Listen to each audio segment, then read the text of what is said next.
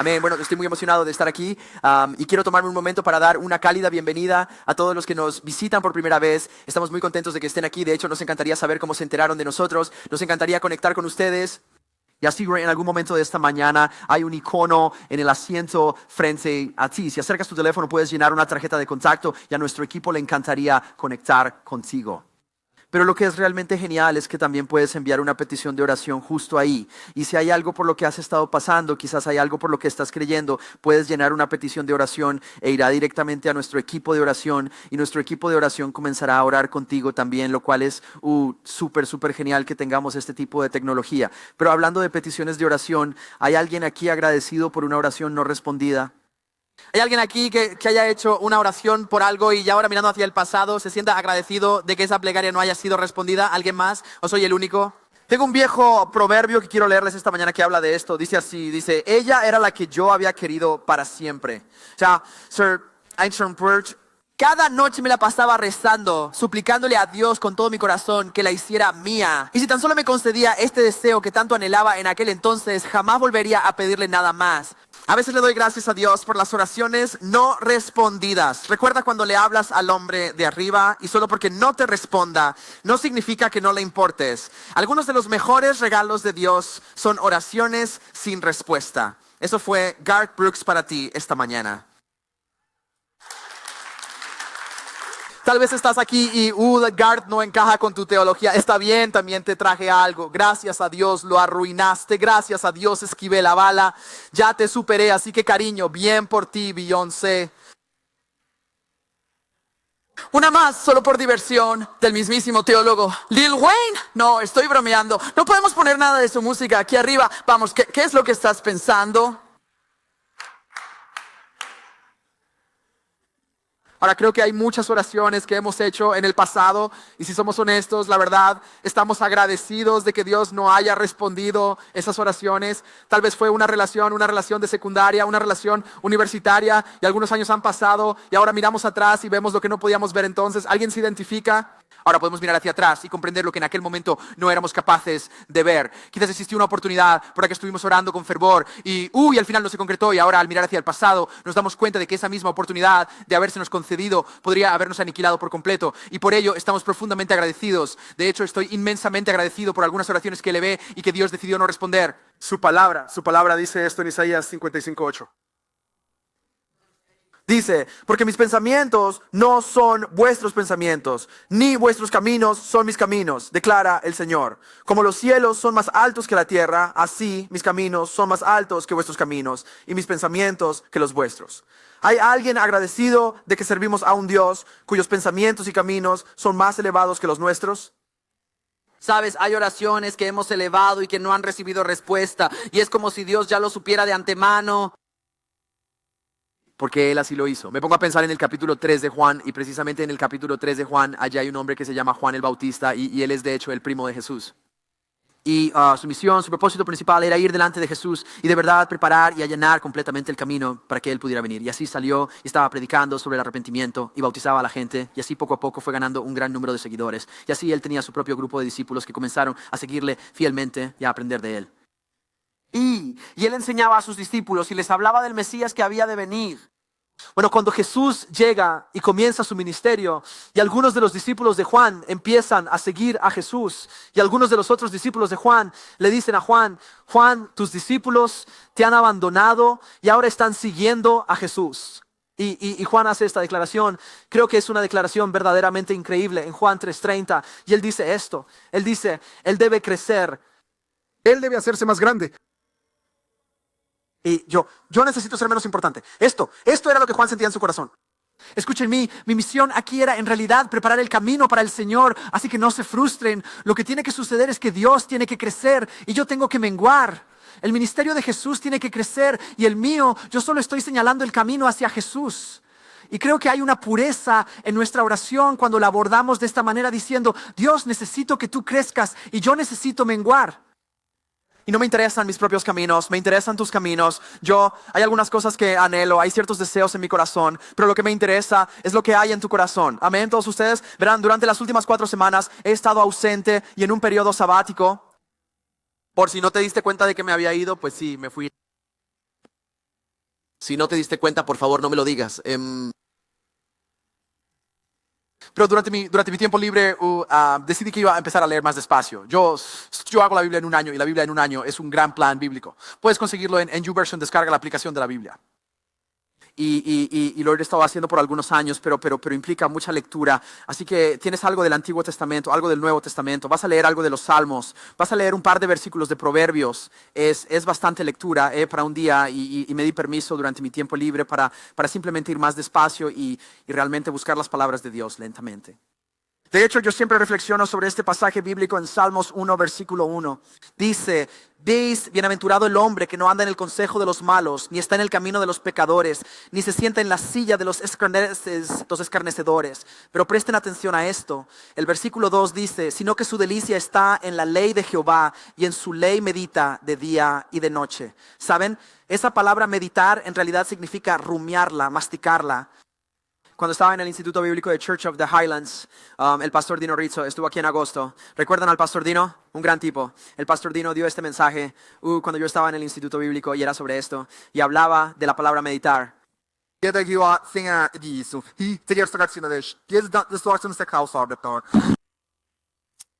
Y sigues masticándolo sin prisa, le extraes todo el sabor, cada matiz, y solo entonces lo tragas. Y estaba reflexionando sobre esto, sobre esta idea y cómo de alguna manera se conecta con mi propia vida. Verán, soy un enorme aficionado al café. He hablado del café en muchísimas ocasiones. Si ya me conocen un poco, saben perfectamente lo mucho que me gusta el café. Pues bien, mi esposa últimamente se ha aficionado bastante al matcha. Es una chica de esas que adoran el matcha helado, ¿sabes? Y ella con toda la calma se prepara su matcha helado cada mañana. Y ya sabes, saca su tacita monísima y su pajita igual de mona. Y ella con delicadeza toma su matcha helado, se lo acerca lentamente a la boca y le da un sorbo.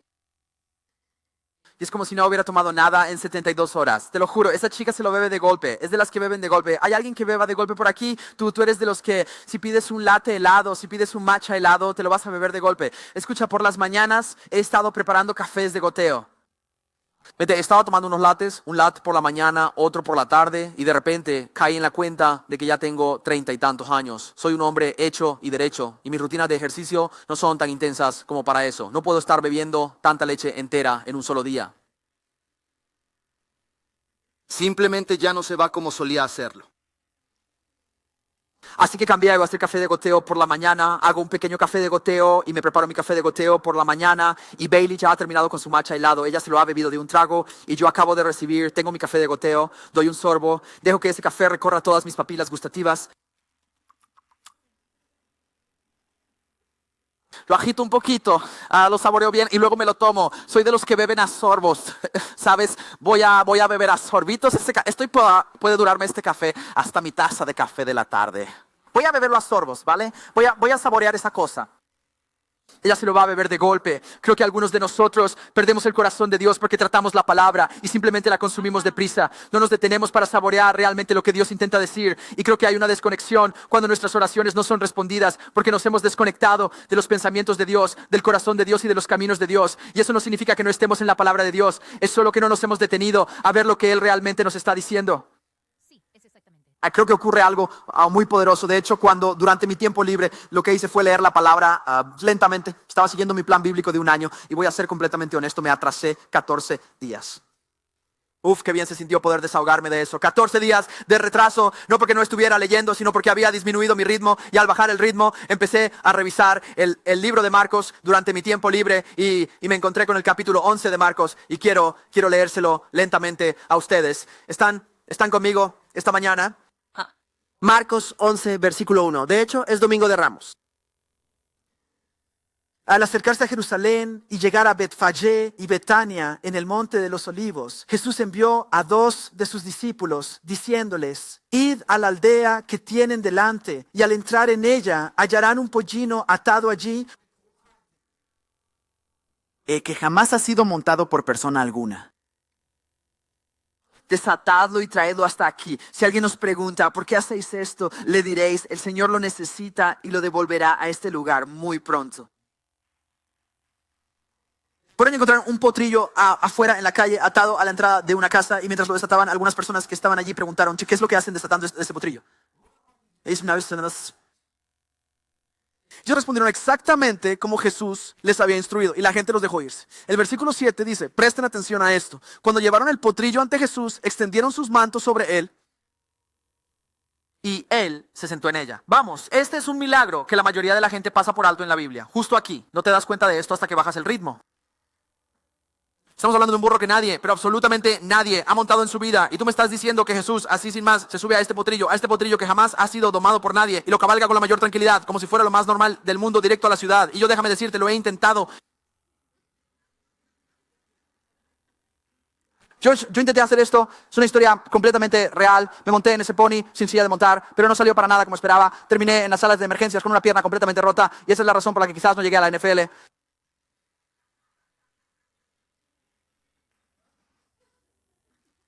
Versículo 8, mucha gente extendió sus mantos sobre el camino y otros extendían ramas de palma que habían cortado en los campos. Por eso lo llamamos Domingo de Ramos. Ellos fueron y cortaron estas ramas de palma y están tirando sus mantos sobre el camino. Están poniendo estas ramas de palma sobre él, sobre el camino. Dice, los que iban delante y los que le seguían gritaban, Hosana. Bendito el que viene en el nombre del Señor. Bendito el reino que viene de nuestro Padre David. Hosana en las alturas. ¿Alguna vez te ha pasado que te encuentras con una palabra y estás completamente convencido de que sabes perfectamente lo que significa, pero luego al investigar un poco más o al escucharla en otro contexto te das cuenta de que en realidad no era así, que tu comprensión estaba equivocada o era incompleta? A mí me sucede constantemente, es algo que me pasa muy a menudo. De hecho, a veces simplemente invento palabras. No me doy cuenta de que lo hago. Es que suenan bien en mi cabeza. Mi esposa, ella fue la mejor estudiante de su promoción. Es un detalle importante porque a veces estoy aquí predicando y cuando me bajo del escenario ella me busca y me dice mensaje poderoso, increíble, pero dijiste esto y eso no es una palabra. She saw the breed and inscribed that my chance in a church makes by. Genial, es genial. Bueno, Hosana era una de esas palabras que quería saber lo que significaba. Luego me detuve y me di cuenta hace unas semanas mientras leía esto que no estoy realmente seguro de lo que Hosana significa en realidad. Así que busqué la palabra Hosana y aquí está lo que significa. Significa sálvanos, te rogamos. Sálvanos, te rogamos. Y así las multitudes se están congregando en pausa en este lugar. Mi Biblia lo llama la entrada triunfal, en pausa. Y aquí está Jesús, el Mesías, pausa. Él va montado en este burro, pausa, cabalgando hacia la ciudad. Hay personas que van delante de él, hay personas que vienen detrás de él, están extendiendo sus mantos en el camino, llevan estas ramas de palma en sus manos y están gritando a viva voz, Hosana, sálvanos, te lo rogamos. Verán, para poder comprender realmente a qué se refieren con esto, es fundamental que entiendan el contexto de la nación de Israel. Y la nación de Israel ha estado bajo dominio extranjero por casi 600 años. Así que otra nación ha estado ejerciendo control sobre ellos.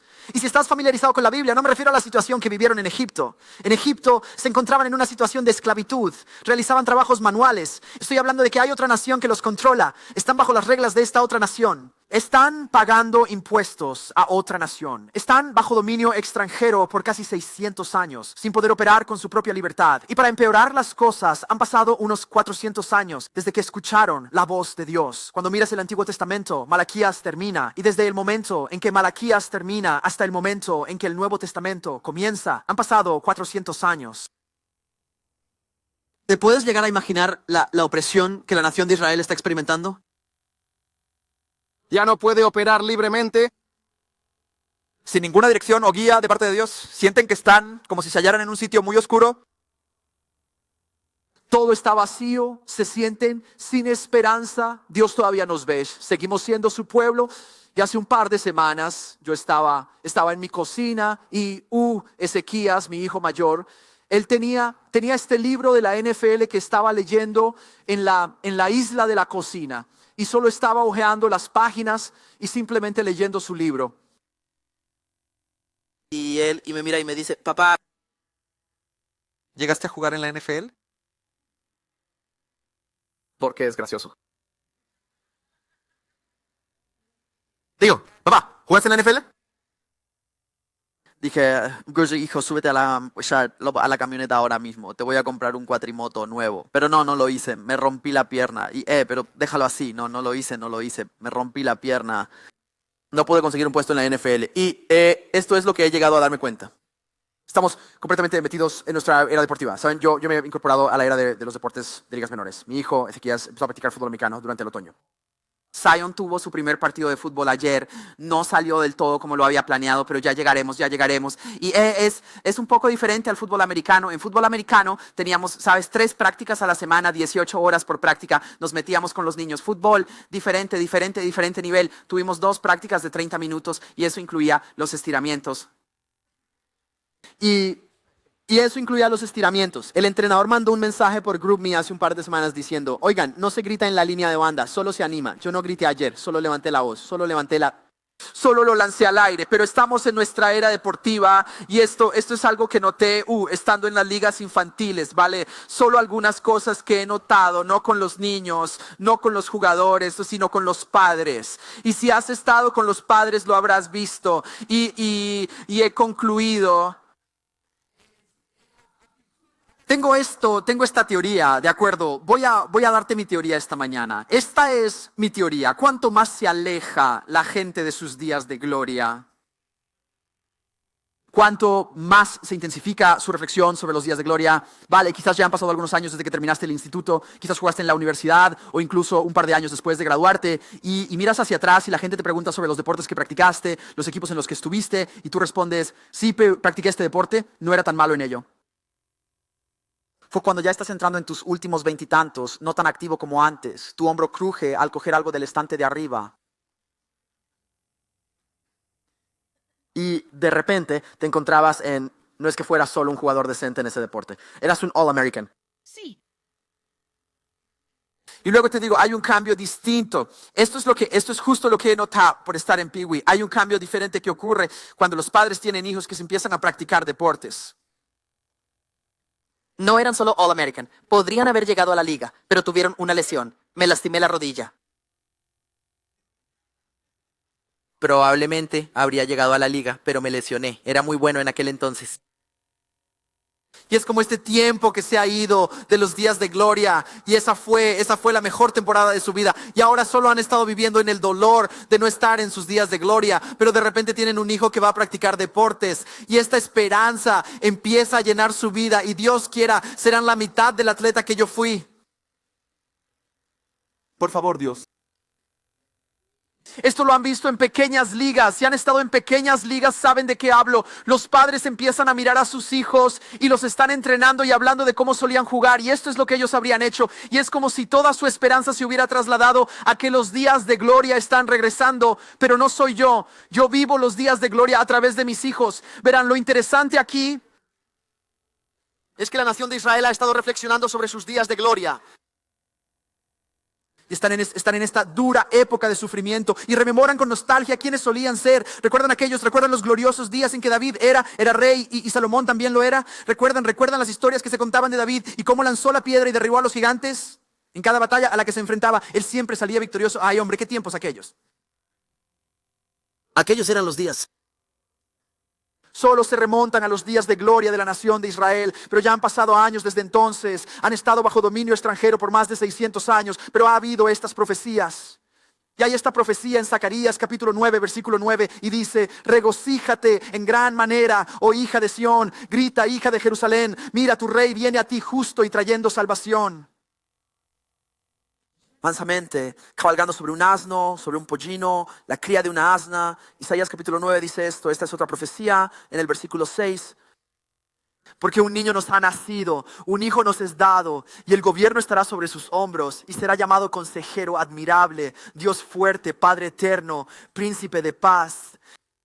El crecimiento de su gobierno y la paz que él establecerá no tendrán límite alguno. Él reinará sobre el trono de David y sobre todo su reino, estableciéndolo y manteniéndolo firme con justicia y con rectitud desde este momento en adelante y por toda la eternidad. Estas son las profecías. Que un día llegará un Mesías al mundo. Y él va a restaurar el trono de David. Y así la nación de Israel por muchísimas generaciones les ha estado diciendo a sus hijos: oigan, sé que estamos bajo dominio extranjero ahora mismo, pero un día vendrá un Salvador y él va a derrocar al gobierno. Él nos va a liberar. Y aquí se está desarrollando frente a ellos en Marcos capítulo 11, el momento que por generaciones se ha estado gestando, el momento del que las profecías han estado hablando, finalmente seremos libres. Y aquí está en el Domingo de Ramos, y aquí llega la profecía de la que Zacarías habló. Aquí está el Salvador cabalgando en un burro, y así la gente está llenando las calles, las multitudes están gritando con alegría, ¡Hosana! Sálvanos, te lo suplicamos. Por fin, este es el momento decisivo. Pero lo que sucede los próximos días es que lo que llamamos Semana Santa empieza a desplegarse cuando Jesús entra en la ciudad. Y unos días después, Él se entrega a las autoridades. Los soldados hacen acto de presencia. Y este rey, que está destinado a restablecer el trono de David por su propia voluntad y con su libre albedrío, se encuentra ahora encarcelado. Y las multitudes de la gente están confundidas porque yo creía que Él era el Mesías que nos iba a liberar. Y lo que sucede unos días después, el Viernes Santo, que es este próximo viernes, lo vemos en el Evangelio de Marcos, capítulo 15, y en el versículo 1 dice: muy temprano por la mañana, los principales sacerdotes con los ancianos, los maestros de la ley y todo el Sanedrín tomaron una decisión. Ataron a Jesús, se lo llevaron y lo entregaron a Pilato. ¿Eres rey de los judíos?, preguntó Pilato. Sí, es tal como tú lo has dicho, respondió Jesús. Entonces los sumos sacerdotes lo acusaron de muchísimas cosas. Así que de nuevo Pilato le preguntó: ¿acaso no vas a responder? ¿Ves cuántas cosas te están acusando? Pero Jesús todavía no dio respuesta. Y Pilato se asombró. Era costumbre en la fiesta liberar a un prisionero que el pueblo pidiera. Un hombre llamado Barrabás estaba en prisión con los rebeldes que habían asesinado en la revuelta. Y la multitud se acercó y pidió a Pilato que hiciera por ellos lo que solía hacer. El versículo 9 dice: ¿quieren ustedes que les ponga en libertad al rey de los judíos?, preguntó Pilato. Fíjense en esto, mi Biblia dice esto, sabiendo que fue por pura envidia que los sumos sacerdotes le habían entregado a Jesús en sus manos. Y entonces Pilato está mirando a la multitud. Oigan, ¿quieren que les entregue a este Jesús? Dios mío, nosotros ambos sabemos que Él es inocente. Yo sé bien por qué está aquí. Los sumos sacerdotes simplemente le tienen envidia. ¿De verdad quieren que les entregue a este Jesús? Pero el 11 dice: pero los sumos sacerdotes Agitó a la gente. Para que Pilato pusiera en libertad a Barrabás en vez de eso. ¿Qué haré entonces con este a quien ustedes llaman el rey de los judíos?, les preguntó Pilato. ¡Crucifíquenlo!, gritaron a voz en cuello. ¿Por qué? ¿Qué crimen ha cometido?, preguntó Pilato. Pero ellos gritaban con voz cada vez más fuerte: ¡crucifícalo! Con el fin de satisfacer a la multitud, Pilato les concedió la libertad a Barrabás y tras ordenar que azotaran a Jesús, lo entregó para que fuera crucificado. No es una locura que 5 días.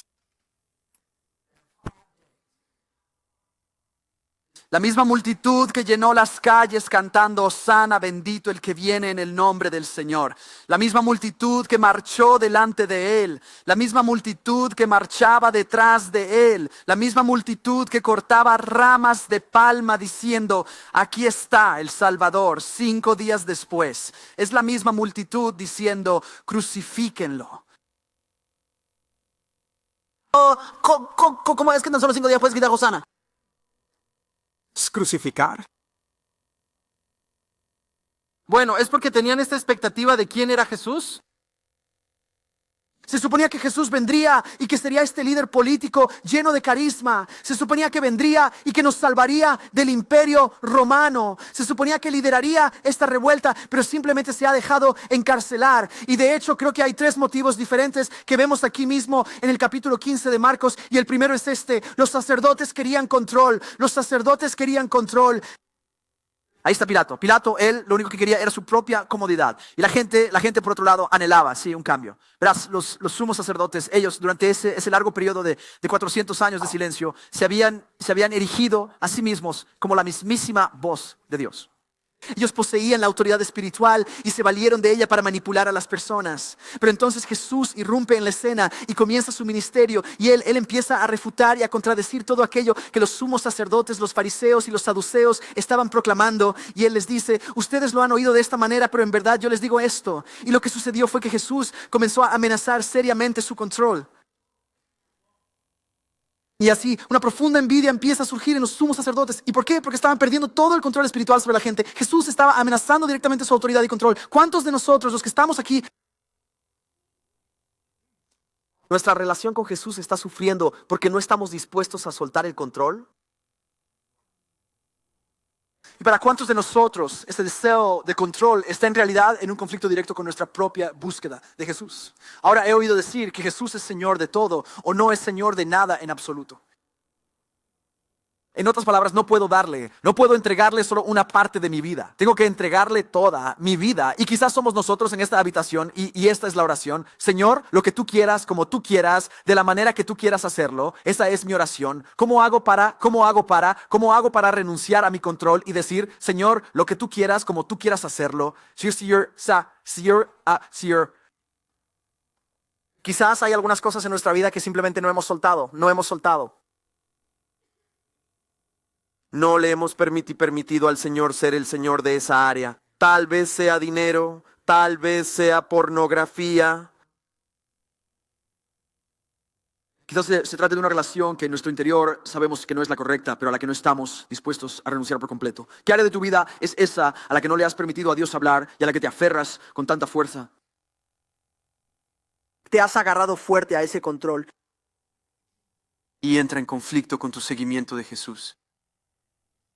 Verás, estaba Pilato y Pilato buscaba la comodidad. Vemos claramente que Pilato tenía una convicción. Vemos que Pilato sabía perfectamente que Jesús era inocente. Pero como la multitud comenzó a alzarse y el caos empezó a manifestarse, Pilato estuvo más dispuesto a aferrarse a su propia comodidad. Y por lo tanto sacrificó su convicción para aferrarse a la comodidad. ¿Cuántos de ustedes saben que no pueden vivir en la comodidad y experimentar el propósito pleno que Dios ha dispuesto para ustedes? Si nos aferramos a la comodidad, entonces nunca experimentaremos el llamado completo que Dios desea realizar en nuestras vidas. Tenemos que soltar la comodidad y realmente dar un paso hacia aquello a lo que Dios nos está llamando a hacer. No podemos soltar la convicción, tenemos que aferrarnos firmemente a la convicción y seguir los caminos por los que Jesús nos está guiando. ¿Están conmigo esta mañana? Sí. Mira, los sacerdotes, ellos querían control. Pilato quería comodidad. Pero la gente, lo único que querían era un cambio. La gente desesperada por un cambio. Y por generaciones, ellos tenían la expectativa de que así es como el cambio ocurriría. Tenían la expectativa de que cuando Jesús apareciera, cuando el Mesías apareciera, así es como se vería. Así es como Él nos va a rescatar. Así es como Él nos va a salvar. Y aquí está la Semana Santa desarrollándose justo frente a sus vidas, sin que las cosas salieran como ellos habían previsto. Y yo creo que en el momento en que estaban entre la multitud, se sintieron realmente muy decepcionados. Pero entonces las voces de los sumos sacerdotes comenzaron a incitarlos. Oye, déjame decirte, ten mucho cuidado en una temporada de decepción. ¿A qué voces estás prestando atención? Oye, en las temporadas en que Jesús no ha cumplido tus expectativas, ten mucho cuidado con las voces que permites que te hablen. Porque creo que la gente estaba decepcionada, pero no sé si estaban dispuestos a gritar, crucifícalo, hasta que las voces a su alrededor les dijeron, oye, Él no cumplía tus expectativas de todos modos. ¿De qué te sirve? Nosotros queremos a Barrabás. Jesús, Él no está aquí para salvarte. Él no va a derrocar, Él se entregó voluntariamente. Él no te va a liberar del dominio romano. Crucifícalo. Crucifíquenlo, crucifíquenlo. Y como la expectativa que tenían no se cumplió, comenzaron a gritar que lo crucifiquen. Apenas 5 días después, pasan los años. Crucifica. Pasan de ser una bendición a convertirse en una maldición. Ellos querían un rey terrenal. Querían que Él viniera y restableciera el trono de David. Y sus expectativas no se cumplieron. Y algunos de nosotros en esta sala agradecemos oraciones no respondidas. Sin embargo, hay algunas oraciones que nosotros deseamos desesperadamente ver respondidas que no lo han sido. Y quizás en este preciso instante nos encontramos viviendo la misma época, la misma situación que experimentó aquella gente. Hemos puesto toda nuestra esperanza, toda nuestra expectativa en que Jesús finalmente aparecería. Y sin embargo, no ha llegado. Teníamos la expectativa de que Jesús haría las cosas de cierta manera y luego simplemente parece que no ha aparecido. ¿Te digo que Jesús no pudo responder a su oración? Porque su oración limitó su propósito. Jesús no pudo responder su ruego. Porque sus oraciones estaban limitando su propósito. Solo quiero animar a alguien aquí esta mañana. Que tal vez tu oración no ha recibido respuesta porque Dios está haciendo algo mucho más grande que tú aún no puedes ver. Oye, no te obsesiones tanto con el proceso. Que te olvides por completo de la promesa y que no te enamores más de tu propio proceso que de sus promesas. Pienso en el capítulo 3 de Efesios, lo vamos a leer con calma. ¿Están listos para un versículo más? Efesios capítulo 3, este es Pablo. Y Pablo le escribe esto a la iglesia y se trata de esta oración por la iglesia y él lo expresa así en el versículo 14. Por esta razón me arrodillo ante el Padre, de quien toda su familia, tanto en el cielo como en la tierra, recibe su nombre. Y le ruego a Dios que conforme a las inmensas y gloriosas riquezas del Padre, que Él te fortalezca con su gran poder. A través de su espíritu, en lo profundo de tu ser. Escucha, estoy orando para que Dios te dé la fuerza necesaria. Con el Espíritu Santo dentro de ti. Para que Cristo habite por la fe en vuestros corazones. Y ruego que vosotros, estando arraigados y bien cimentados, con una sólida y firme base de amor, podáis tener la capacidad, junto con todos los santos, todos los creyentes, escuchen bien esto, para poder comprender cuán ancho y prolongado y elevado Y verdaderamente profundo es el amor de Cristo. Lo que Pablo ora. Estoy orando para que seas lleno de poder, que Dios te conceda este poder del Espíritu Santo que reside en tu interior, que puedas comprender la inmensidad del amor de Cristo, cuán ancho, largo, alto y profundo es, y que llegues a conocer este amor. Escucha atentamente, que sobrepasa todo conocimiento. ¿Qué es lo que nos está diciendo Pablo? Él está diciendo, escucha, no puedes comprender este amor que tienes justo aquí. No puedes de hecho llegar a comprender este tipo de amor aquí mismo, en tu propia mente. Lo concibes, lo sientes en lo más profundo de tu corazón. Tu mente humana no puede abarcar la inmensidad del amor de Dios, pero estoy orando para que tu espíritu sí pueda. ojalá que te llegue al corazón. Para que seáis llenos de toda la plenitud de Dios. Ahora escuchen esto, versículo 20. Ahora, ¿quién es capaz? A quien te ama más de lo que comprendes. Creo que Pablo está tratando de crear esta tensión en la que vivimos, donde sentimos que Dios no está dispuesto a cumplir mis expectativas, donde Dios no está dispuesto a cumplir mis promesas porque no me ama, o quizás soy indigno. Y Pablo está abordando esto. Él dice, escuchen, no, ni siquiera pueden imaginar cuánto los ama Jesús. Y estoy orando para que algo se encienda dentro de ustedes. Estoy orando para que algo se transforme en tu corazón. Estoy orando para que el poder del Espíritu Santo encienda algo muy profundo dentro de ti. Que no solamente lo comprendas con tu intelecto, sino que haya algo en tu corazón que entienda cuánto Jesús te ama de verdad. Y cuando logres comprender cuánto Jesús te ama de verdad, entonces podrás entender plenamente lo que dice el versículo 20. Ahora, aquel que es capaz de hacer inmensurablemente más de todo lo que podemos pedir o imaginar. Quizás Jesús no ha cumplido tus expectativas porque está haciendo algo más grande de lo que esperabas. Oye, quizás Jesús no se ha manifestado en el proceso que tú querías porque está tratando de cumplir la promesa de una manera mayor que ni siquiera podrías concebir, de una forma que no entenderías. Y sabes, estoy aquí para animarte esta mañana. No dejes que tu actitud hacia Jesús cambie porque tu expectativa no se ha cumplido. No, Jesús está haciendo algo más grande. Jesús está haciendo algo mucho más grande. ¿Cómo puedo saberlo? Porque su palabra así lo afirma.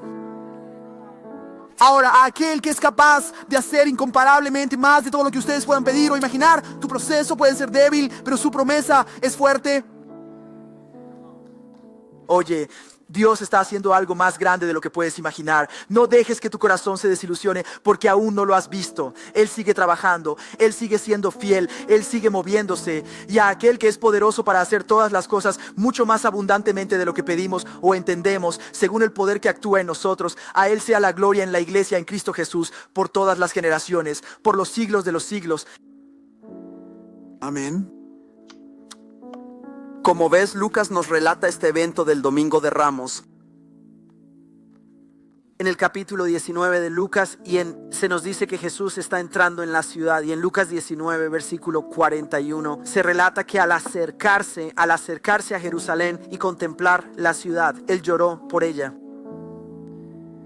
Y dijo, si tú, incluso tú hubieras sabido en este mismo día aquello que te traería la paz, Pero ya está oculto a tus ojos. Sé lo que piensas que te traerá paz. Sé lo que esperas. sé que en este preciso instante lo único que esperáis es que yo llegue, que encabece una revuelta, que me establezca como vuestro rey aquí en la tierra. Sé perfectamente lo que deseáis, pero por favor, si tan solo pudierais ver lo que verdaderamente estoy haciendo.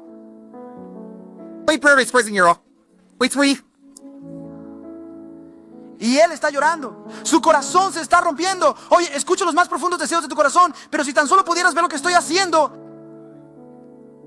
Pero si tan solo pudieras ver el movimiento que yo estoy realizando. La oración que tú estás elevando es limitada. La oración y el movimiento que yo estoy llevando a cabo está muy, muy por encima de todo lo que tú puedes llegar a imaginar. Y yo creo firmemente que fue precisamente este corazón el que lo impulsó a decir esto cuando Jesús se encontraba en la cruz, en Lucas 23:34. Jesús dijo: Padre, perdónalos porque no saben lo que hacen. En su mente creen que tienen razón. En su mente viven en esta decepción. Pero Jesús es como: escucha a Dios, no se lo tengas en cuenta. Entiendo sus corazones, viven en la decepción. No me he rendido con ellos. Oye, alguien necesita escuchar esto hoy. Dios no se ha rendido contigo solo porque estés enojado con Él. Dios no se ha dado por vencido contigo porque lo culpes. Dios no se ha dado por vencido contigo porque lo acusas. Él de hecho está mirando al Padre. Él dice: escucha, sé por qué piensan así. No lo ven ahora, pero un día lo harán. Oye, sé que están orando por un rey terrenal, pero Dios les envió al Rey de Reyes. Oye, tal vez has estado orando por algo más pequeño y Dios está tratando de hacer algo más grande en tu vida. No te desanimes, todos, no se desanimen. No permitas que tu actitud, tu forma de ver a Jesús cambie. ¿Por qué? Porque Él es fiel. Escuchen, todos, Él es fiel. Sí.